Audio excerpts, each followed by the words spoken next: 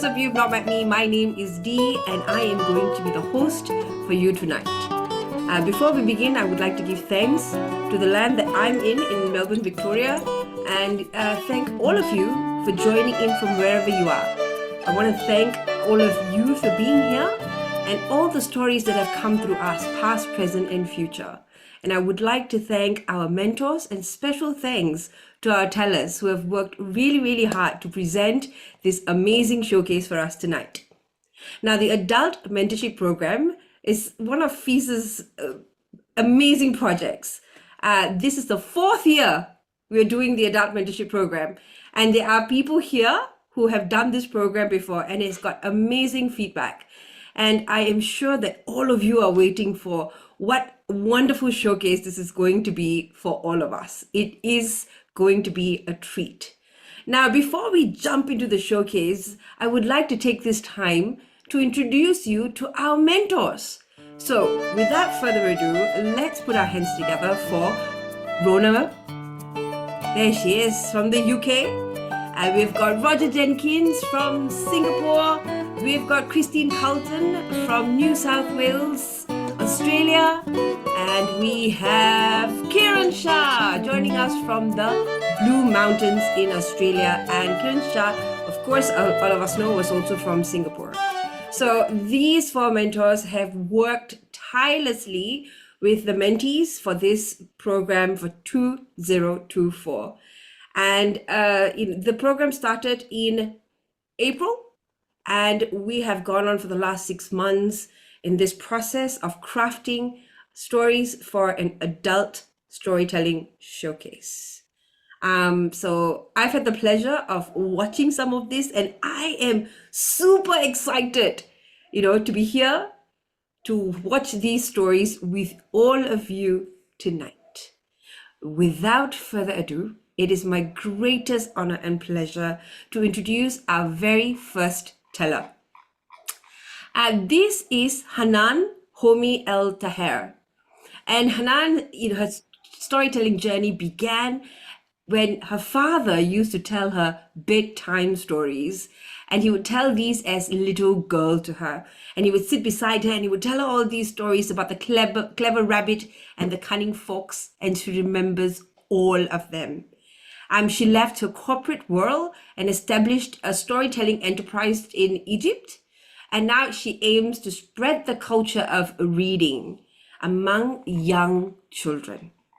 Now, the story Hanan is going to share with us tonight is about poor Marzouk, who lived happily with his children and wife. And the only thing that troubled him was the hatred of his rich merchant brother, who denied him of his happiness. Now, one day, things got a bit tough, and that's when the story folds. So please put your hands together for Hanan. Thank you so much, Dee, for the introduction. I'm so glad to be here. I'm really honored to. So I'll go into the story, but first I need to introduce you to some Arabic words because I'm gonna be using some Arabic words.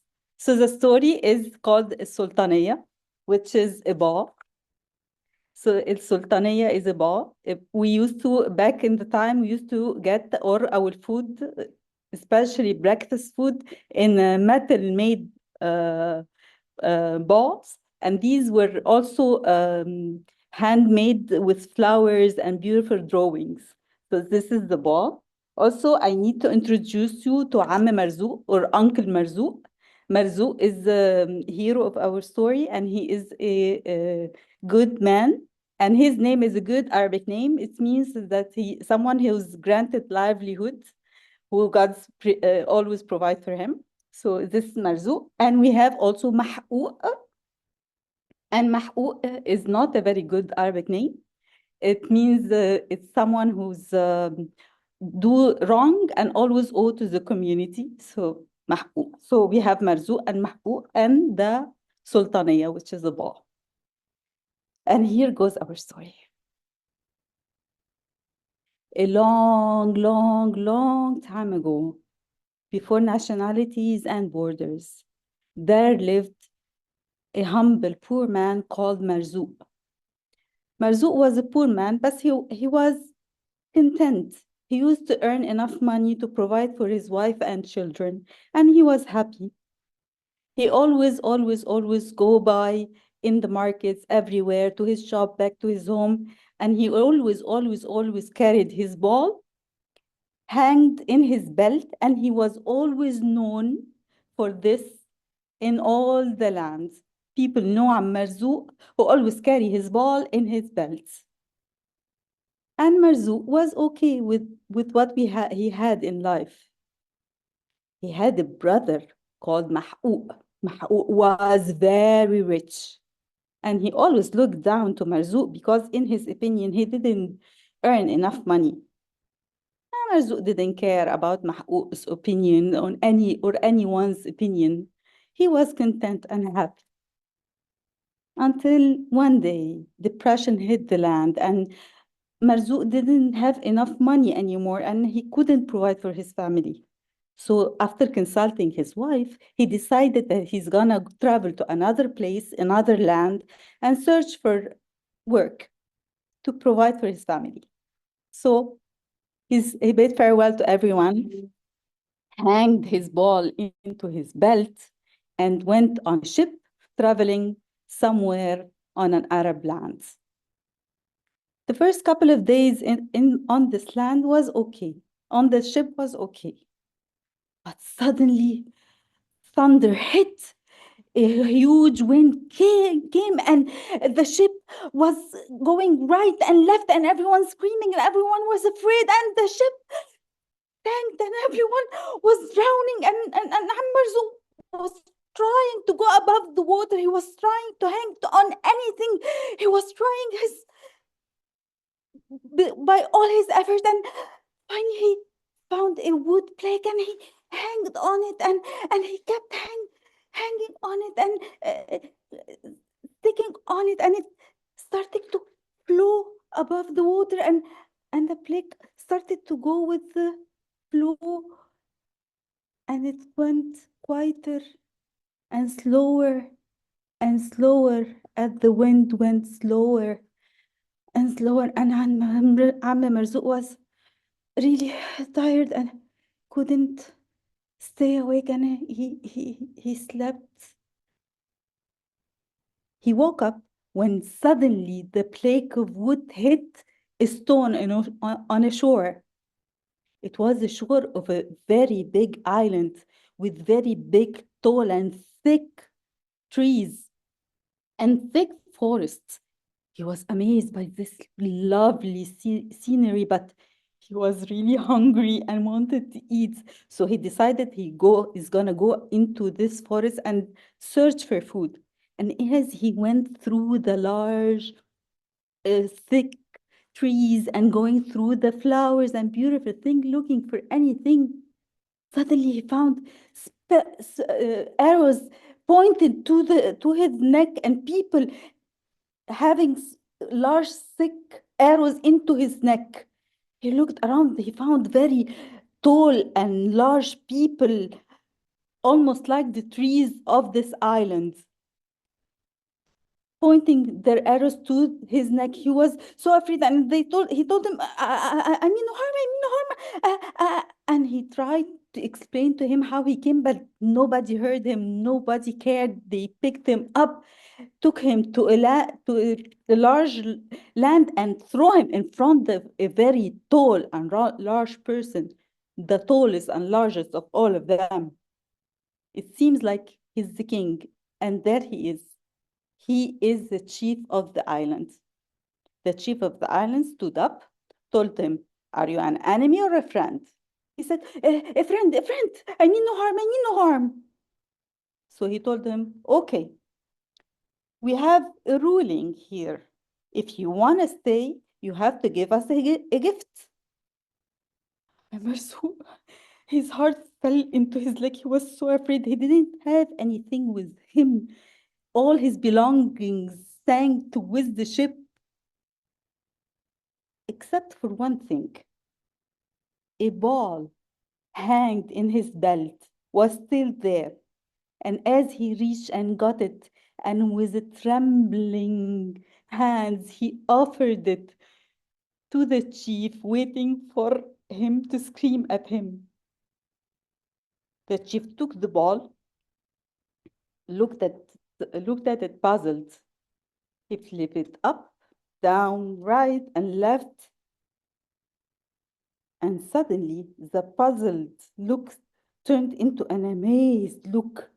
He was looking at it. What a beautiful man-made thing. He never saw a man-made thing like that. And he was so amazed. Wow, what is it? And he suddenly stood up. He flipped it.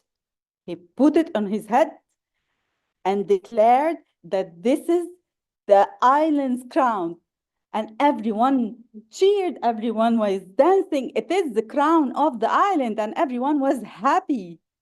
And Marzu was relieved. He couldn't believe his eyes.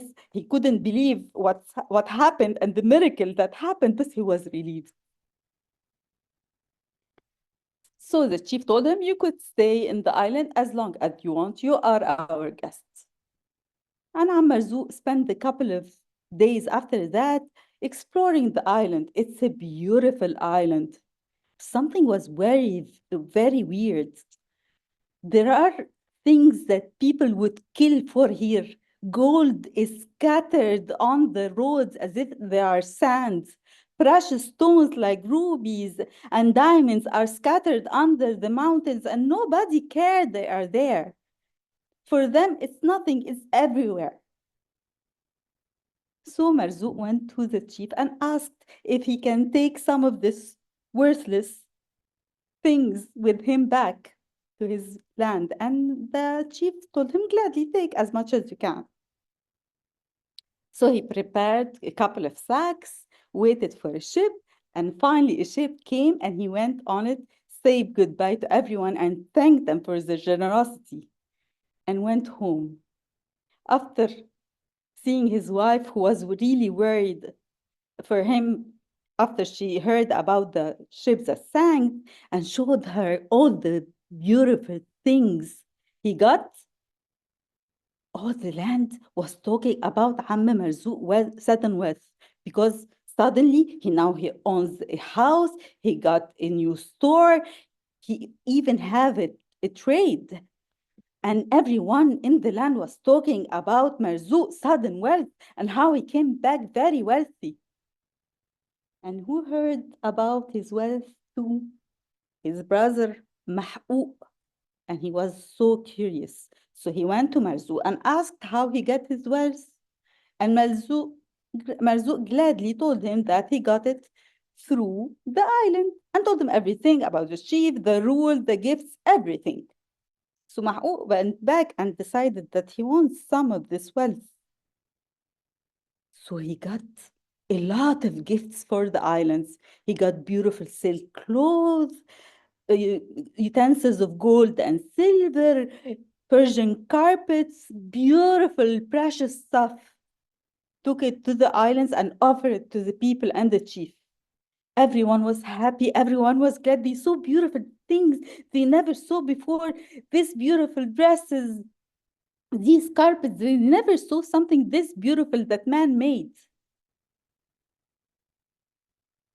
So the chief was very touched with the generosity of Mah'ou and was thinking, how on earth can he return this generosity? He was so happy that his people were so glad and happy. So he was thinking what he can offer back. And Mah'ou was waiting eagerly. So the chief was thinking, Mah'ou waiting, and everyone happy. And suddenly the chief stood up and talked to Mah'ou. Mah'ou, my dear friend, you gave us beautiful, beautiful, beautiful things. And we cannot think of anything more precious to give you as return for this beautiful things. But, and he reached his head, got the crown, offered it to Mah'ou. And everyone cheered, everyone was happy, everyone was dancing, and no one heard Mah'ou saying, السلطانية the ball. And that is my story that I heard as a little girl. And now you heard it too. Thank you. Thank you for that amazing story, Hanan. You know, I have heard it say that the heart of the giver makes the gift, even if it's a wooden bowl. So thank you for that amazing story. Now, our next storyteller is Anagha Prasad, and she's been a professional storyteller and a certified yoga instructor for the past 10 years. She's shifted a track from the corporate world when the calling of life came to light to her. Being a Bharatanatyam dancer as well, she realizes how all these different three art forms chose her and they're all intertwined. And she loves to explore all this intertwining of arts and it makes her audience enthralled. I'm sure she's going to do that for us tonight as well. And Anagha's story is an adaptation of a folktale from Karnataka, India, and it's named The Flowering Tree. Now, it's quite a big story and requires not one, but four tellers to narrate this to us. So please put your fingers up and welcome Anagha Prasad. Thank you so much, Dee. Thank you for that. So let's dive into the story right away. I am from Karnataka, India. This little sister of mine, she's so silly. She keeps coming and asking me to do that favor and this favor. And one day she came and asked me, Akka, elder sister, can you bring 2 pots of water and pour it over me? 2 pots of water. You're a queen. Go to the bathroom and have your bath. No, not for bath. Just bring 2 pots of water and pour it over me. And her puppy eyes, I couldn't say no. I went and got 2 pots of water, but she'd given me this huge list of instructions that I had to do. I said, okay. And I slowly took the water and I poured it over her from head to toe.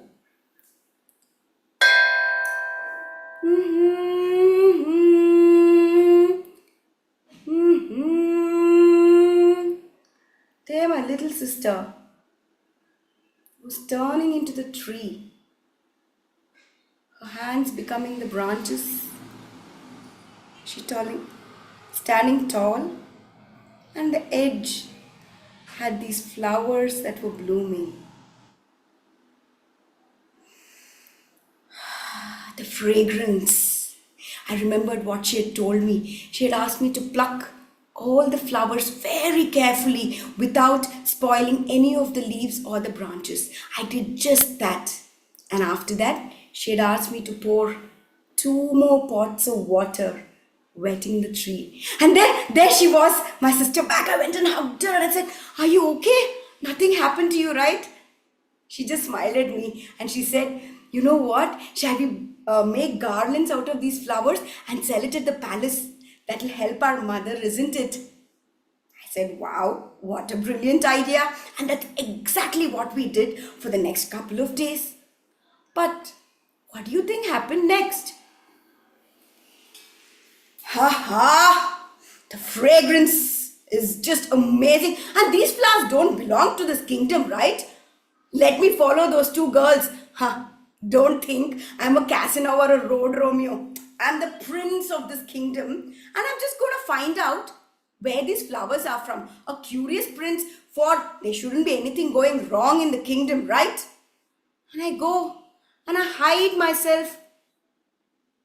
And I see the ordeal, 2 pots of water, and the girl turning into the tree. Oh my God, I fell in love with her.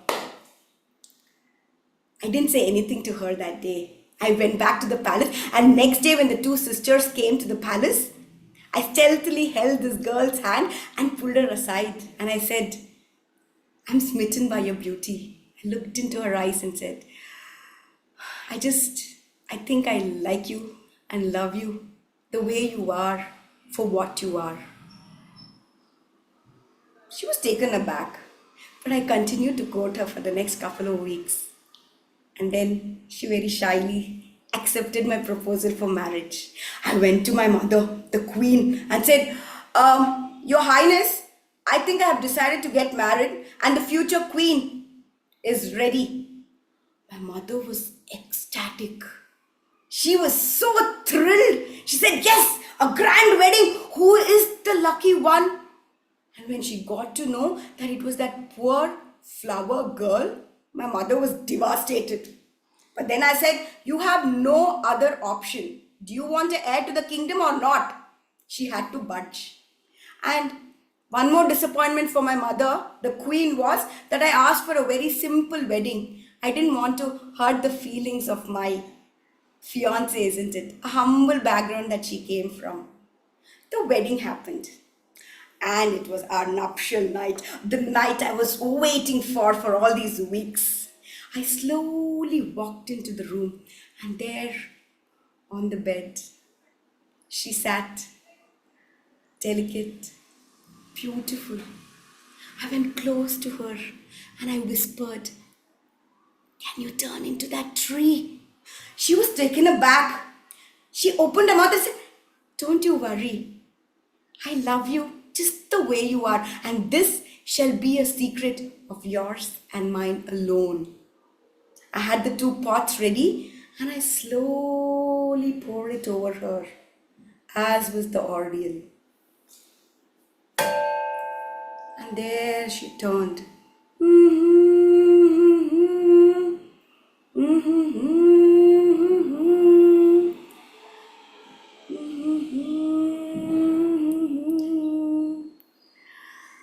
I could just sit looking at her, but I plucked those flowers and I arranged them on the bed. I couldn't wait to be with my wife again, and I poured. Don't think that I don't like her as a tree. I do, but then it was my nuptial night. So I took the water and I poured it. And there she stood in front of me with flowers in her hand. And she said the words that I shall never forget. These flowers are my gift of love to you, my love. We made love in the softness of those flowers and the fragrance. Well. I saw all of it last night. Well, I know what you're all thinking, isn't it? You think I saw the lovemaking act of the prince and his wife? No. I'm talking about my sister-in-law. Yes, I am the princess sister. I saw her becoming a tree and I want to show her off to my friend Raji and Shashi. We're going to the forest. I called her and she said she's not going to come. How dare she say no to me? I dragged her along, and as we reached the forest, I told, Hey, sister-in-law of mine, become the tree. How dare she say no again? I took the 2 pots of water and splashed it over her, and there she became the tree. And I pluck. There, Shashi for you. Raji for you. I gave the flowers to them.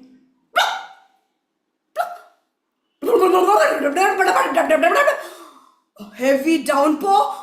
My makeup, my jewelry, my finery.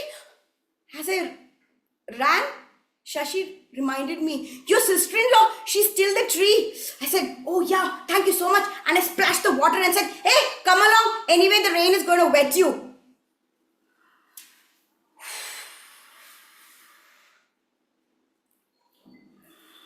What a night it was.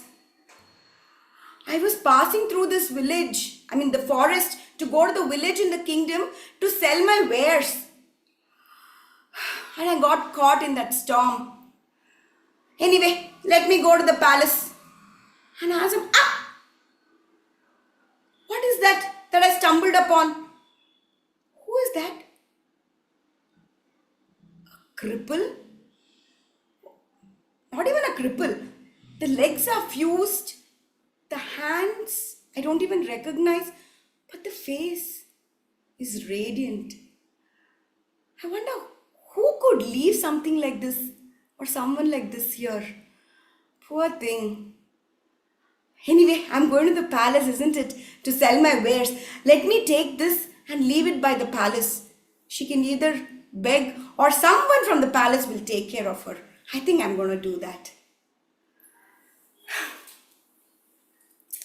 I had told that brother of mine, I had told him, don't get married to that poor flower girl. Look, she absconded. I asked her to come back after that stormy night. She hasn't come back. And this brother of mine, he is that love-stricken Romeo. He's gone in search of her. It's 3 weeks. And you know what I did? I sent a search party. And I had to get him back and say, oh, brother of mine, you're the prince of this kingdom. Do you even remember? Or only you're thinking about the love of your life? And then he remembered, oh, thank you so much. Yes, I remember. And he took care of all the princely duties. But I shall tell you a secret. Heart in heart, I always wanted either Raji or Shashi, my friends, to become the queen, the future queen. So I thought, this is my chance. And one night, I asked Raji, will you go to the room of my brother? She was also excited and very shy. She went. Just couple of minutes, my brother entered. Raji came out. She said, what is this? Your brother just shooed me away. Shashi said, shall I go next day? I said, okay, fine. Either of you are fine with me. And Shashi went, and within 2-3 minutes, she also came away. What is this? That brother of mine, he doesn't want to be happy and he doesn't want to make my wishes come true. I'll teach him a lesson. The gods have been saying that somebody or some cripple, very ugly looking thing is there near the palace. That is what I'm going to do. What a long day. And my sister doesn't even understand my feelings. I agree. She got me back to do the princely duties. But every day a woman? A woman? But what is this on my bed tonight? Those eyes. That brilliance in the face. I really hope what I want comes true.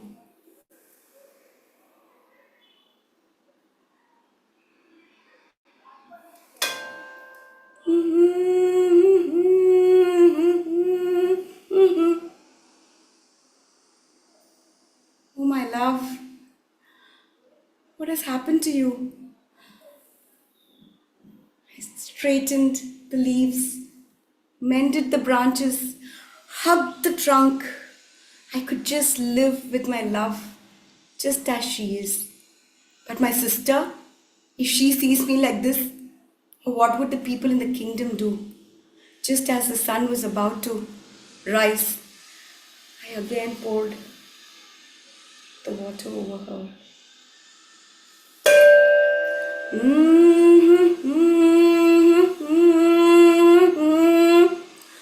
And there she became, from the tree, my wife. There she was, with the flowers in the hand. And those words that I shall never forget, that she said again, these flowers are my gift of love to you, my love. Thank you.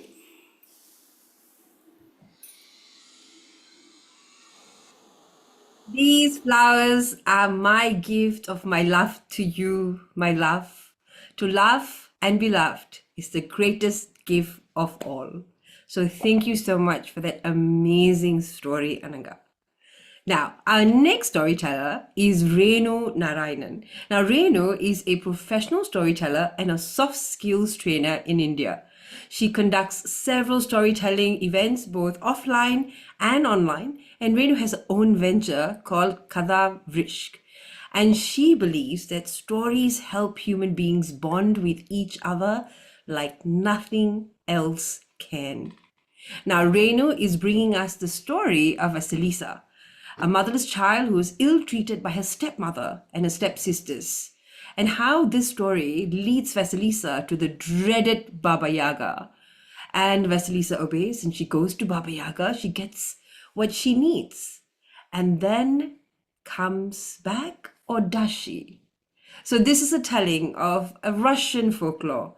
Vasilisa the Brave, or some of us know her as Vasilisa the Beautiful.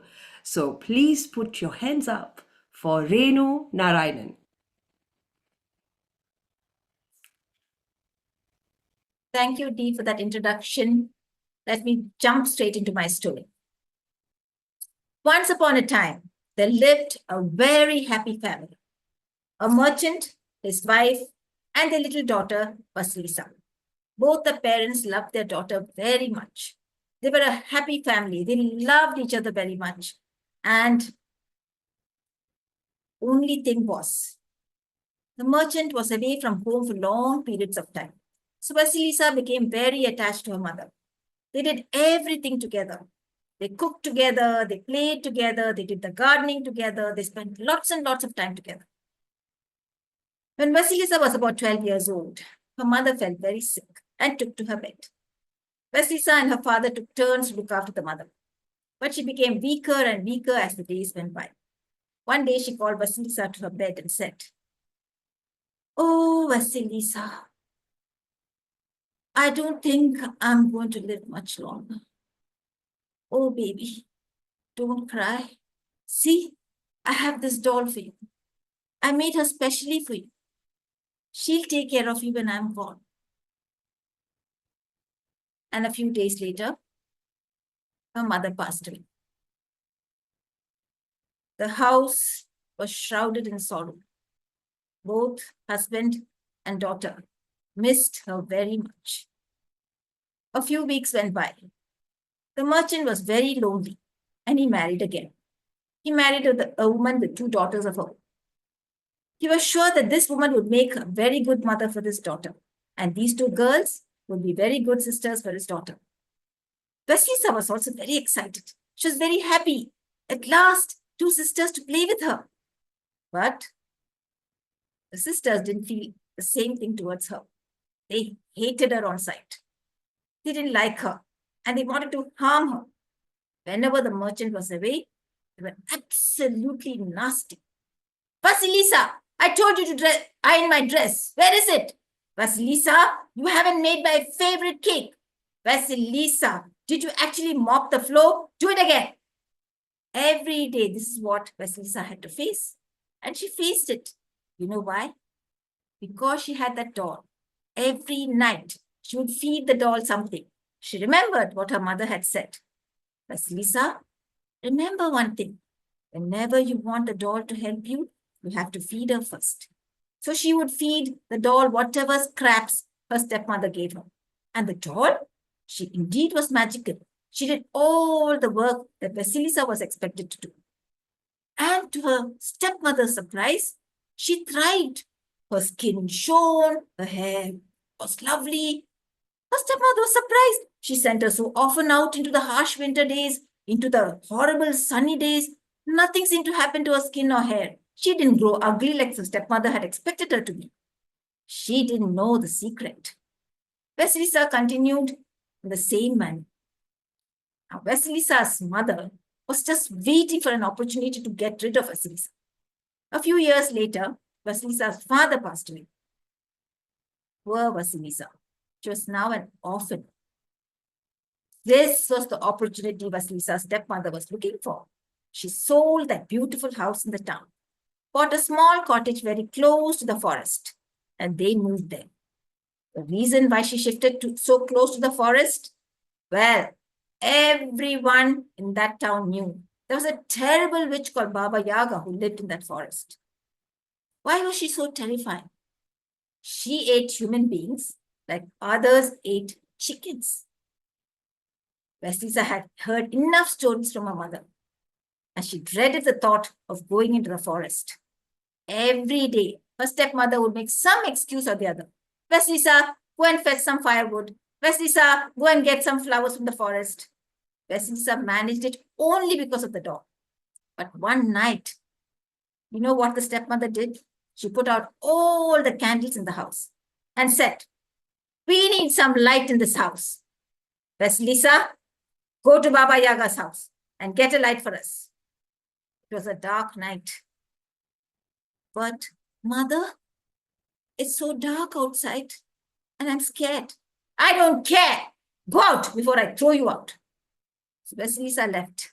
Her only source of comfort was when she put her hand inside her pocket and felt her doll. She fed her a little bit of bread, and the doll said, "Don't worry, Vasilisa, I'll take care of you." So Vasilisa set out. As she walked, she looked here, she looked there, hoping that there's nothing that would suddenly come out of the dark and scare her.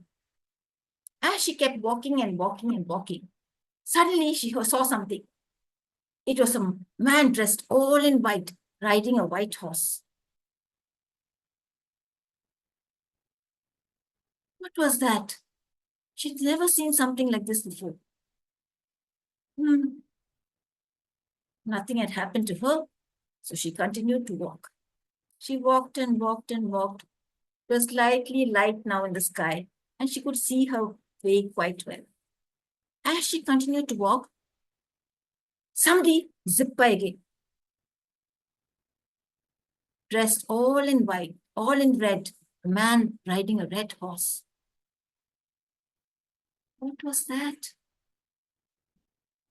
She continued to walk. She walked and walked and walked and walked. And then she came to a clearing and she saw this house. It was a house standing on chicken legs. Around the house was a fence made of human bones. On top of each bone was a human skull. And as she stood there, zip, a man dressed all in black, riding a black horse, went through the gate and vanished, and darkness fell. And as darkness fell, all the skulls came to life. Through the sockets, a red light was coming out, and it lit up the place in a very gloomy way. What do I do? There's a loud noise. There was Baba Yaga.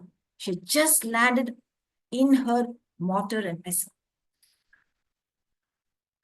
Do I smell human blood? Who are you, girl? I'm Vasilisa.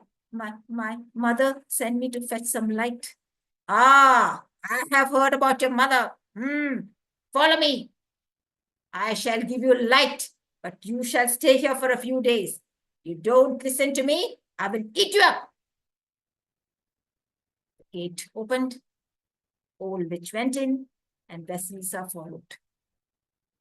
As soon as they went into the house, the witch sat down and said, "Go fetch me my food from the kitchen." Vasilisa went into the kitchen. And inside the oven was a huge plate full of food, enough to feed 10 men. Somehow she managed to lift it, and with staggering under the weight, she went and gave the tray to the witch.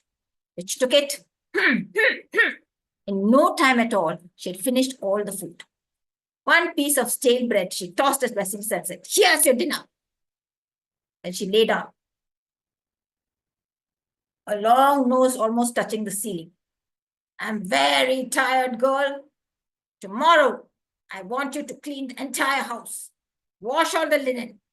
Go outside. In the shed, you'll find a huge bag of wheat. It's mixed with poppy seeds. Separate them into 2 piles. Don't do all this. I'll have you for dinner." And she went to sleep. Vasilisa quickly took her doll out, fed her the bread. And the doll said, "Don't worry, Vasilisa. Go to sleep." So Vasilisa went to sleep. She woke up very early in the morning, but the witch was up before her. "Remember what I said." And off she went. Vasilisa's doll did all the work. She cleaned the wheat, she cleaned the house, washed the linen. Only thing Vasilisa had to do was to cook the meal for the witch. That evening, as the sun set, again there was a loud crash, and the witch came in. She looked everything. All the work had been done. Get me my food. So Vasilisa fetched her the food. Once again, the witch ate everything and threw a piece of stale bread at Vasilisa. "You shall do all of it again tomorrow. And go outside to the yard. You'll find lots and lots and lots of hay. I've missed a couple of needles in that. Find it for me. And she went to sleep. Once again, Vasisa fed the doll. The next morning, the witch left. The doll did all the work. And when the witch came back in the evening, she was really curious. So she said, I'm going to give you a chance. Ask me 3 questions, but make sure you ask the right questions. And then I have a question for you. When I was coming here, I saw a man dressed all in white, riding a white horse. Who was that? That is my doll. He's my servant. Next. A little while later, I saw a man dressed all in red, riding a red horse. And who was that? That is my midday. Next. And just as I reached here, I saw a man dressed all in black, riding a black horse. That's midnight. They have work for me. Now, you chose the right questions. Now tell me, how did you do all this work? That was my mother's blessing. Blessing. There's no place for blessings in my house. Come out, girl. And she dragged Mrs. out. She pulled out one of the skulls, stuck it on a stick and said, here's the light for you. Take it to your stepmother. Out, get away. Terribly frightened of the skull, Vasilisa took the stick and started to walk. She so badly wanted to throw it away, but the skull spoke to her. Your stepmother needs a light. Take me there. So Vasilisa, guided by the light, started to walk through the forest, on and on and on and on. In the evening, completely exhausted, she knocked on the door. Tuck, tuck, tuck. The door fell open. The stepmother took one look at the skull and said, no. But the skull jumped off the stick and went running after her. In no time at all, the stepmother and her daughters were burned down to ashes. Vasilisa was shocked. She didn't want to live there anymore. Where should I go? She thought to herself. That's when she remembered her nanny, the lady who had taken care of her when she was small. She decided to go there. She went to the town and knocked on her nanny's house. Nanny opened the door. Vasilisa? Oh, my dear, come in. She held Vasilisa close to her. Nanny, can I please stay with you? Of course you can stay with me. And Vasilisa started living with her nanny. She received all the love and attention that she had been missing for so many years. Vasilisa and her doll, they were inseparable. Now she was happy and maybe she had many more adventures after that. After all, she had the doll to help her. But that's a story for another day. Thank you for listening.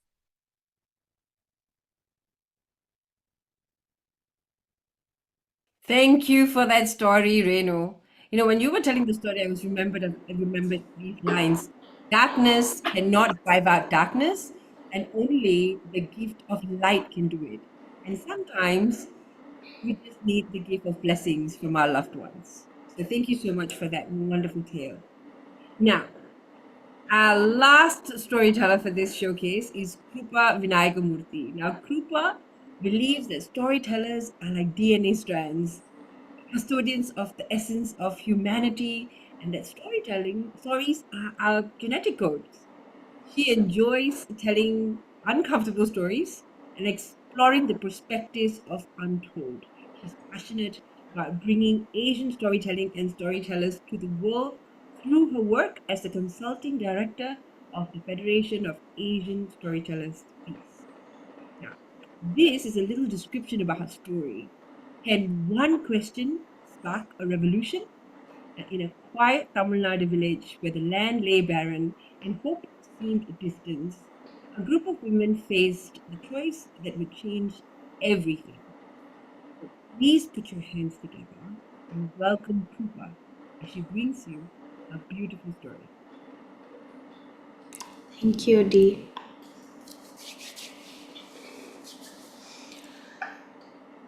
கண்டவரச் சொல்லுங்க, தண்ணீரை கையோட கூட்டி வாருங்க, வறண்ட வாயு தவிச்சு போச்சு, இழந்த இன்பம் தொலைஞ்சு போச்சு, காலம் மாறுமுன்னு காலம் மாறுமுன்னு நம்பிக்கை போச்சு. Have you ever wondered about whether you could start something? A lot of doubt? Well, my story begins with a question. Can I? Or rather, can we? Kamavambete is a small village from my hometown in India. Kam means water and Vai means portal or gateway. So, a portal to water. I know, the description sounds like the village is going to be filled with water and luscious streams. Maybe once. But in 2014, when a self-help NGO went into the village to assess the river, dry, barren land. But before I tell you more about the story, why don't we listen from the voices of the women themselves? In 2014.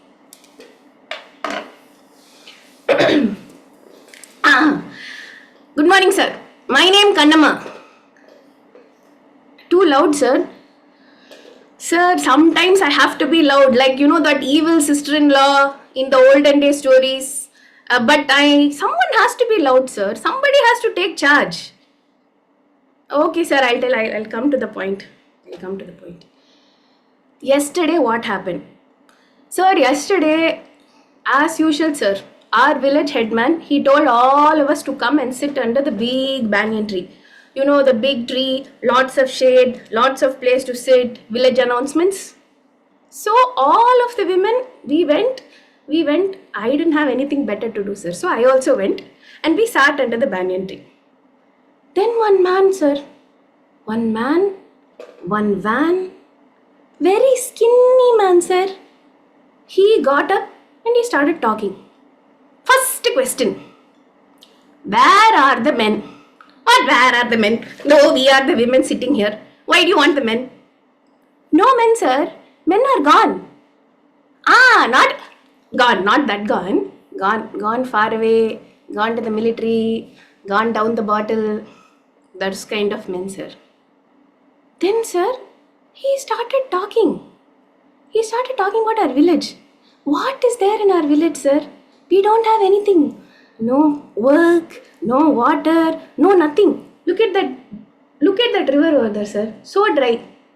But you know what that man asked us, sir? He said, do you want water? Of course we want water, sir. Of course we want water. Doesn't he see the river? It is 20 years of dry riverbed. Barely a river anymore. Then, sir, he started talking about some village in Karnataka, some river now has water, before didn't have water. Very confusing, this man, sir. All promises worse than a politician. Then he kept on speaking, sir. I got one doubt. This river, who will bring back the river, sir? So I asked him, sir, who will bring back the river? Then he told one ultimate thing, sir. You will bring back the river. We will bring back the river. Crazy man, sir. Then I said, வாங்கடி போலாம், இதுக்கெல்லாம் நம்ம time waste எல்லாம் பண்ணிட்டு இருக்க முடியாது. And so I took all the men, all the women that we have, that's only we have left, and then I left that place, sir. That's all, sir. That's the end of the story. What more do you want? You want to listen to Sumitiya? Sir, she will also tell the same story only, sir. Sumati's perspective. Okay, sir. I will call Sumati. Sir, Kannamma is right, sir.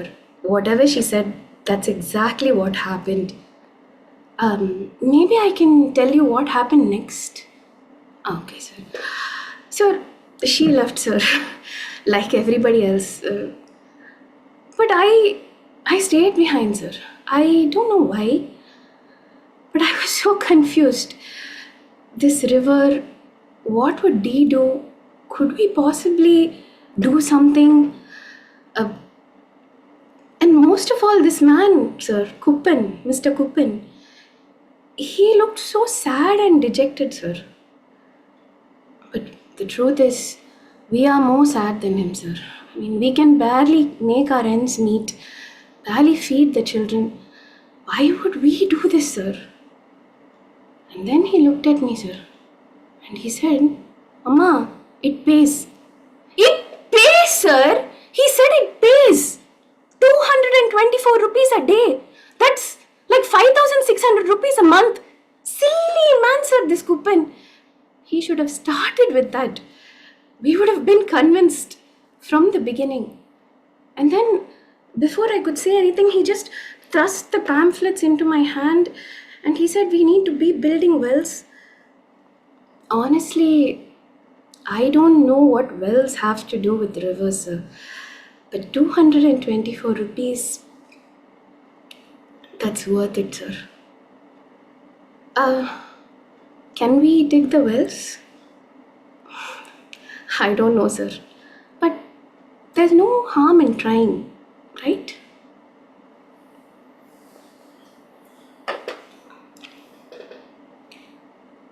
Since Mr. Kuppen visited the village in 2014, a lot of progress was made.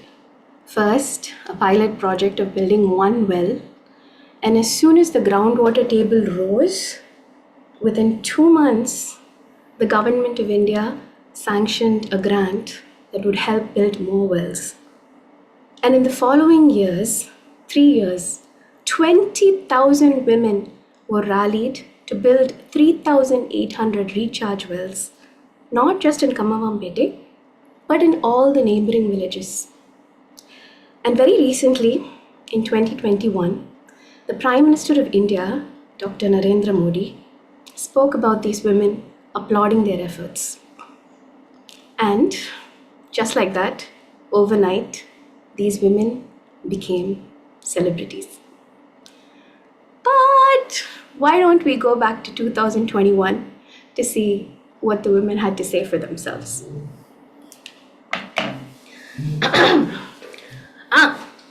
Camera? Mic, sir? Yes, I know. Not this mic, this mic. I have experience, sir. You don't worry about me. ரொம்ப கஷ்டப்பட்டு sir. Sir, not overacting. Really, it was very hard work, sir. 3 years, sir. In the beginning, I didn't believe that this would work. But 224 rupees, sir. How to say no? So we got in. Then, sir, this Kuppen fellow, he said we have to build cement rings. Cement rings, 6 feet wide, sir. Build. Then he said, 40% profit you can keep. Of course, sir. I said we'll build. Come on, girls. And so we built, sir, many cement rings. Then the hard work, 20 feet deep holes. And then we placed the cement rings, then the stones, then many things, sir. Then water came. I know, sir. I know. Very hard work, sir. Even my husband cannot do. Wait. I know what you're going to say. You want Sumati to tell the rest of the story, so I have to go. Sumati's perspective. Okay, sir. Sumati will tell. Go.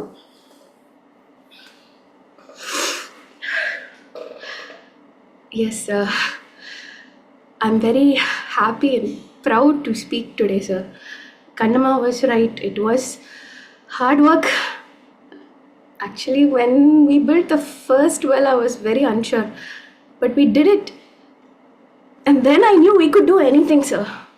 So we started, and I'm very proud, sir, of us, of our organization, of our unity. We even have cooperative society, sir, that we started back then. We are still building the cement rings for other well projects, sir.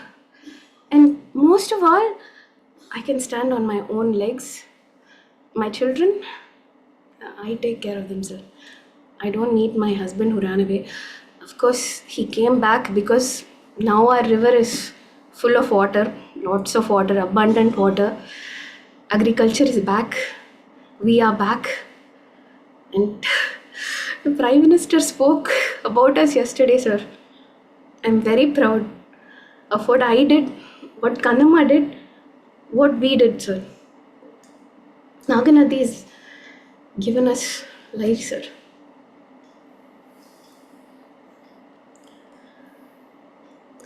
The Naganadi River Project is one of the most successful river restoration projects in India.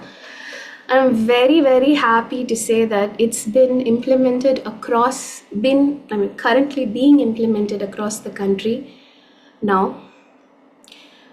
I think the Naganadi River Project just didn't restore water, it's restored hope.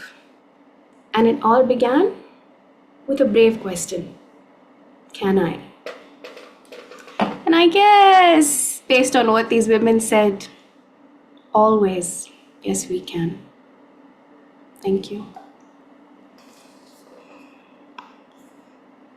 Yes, we can.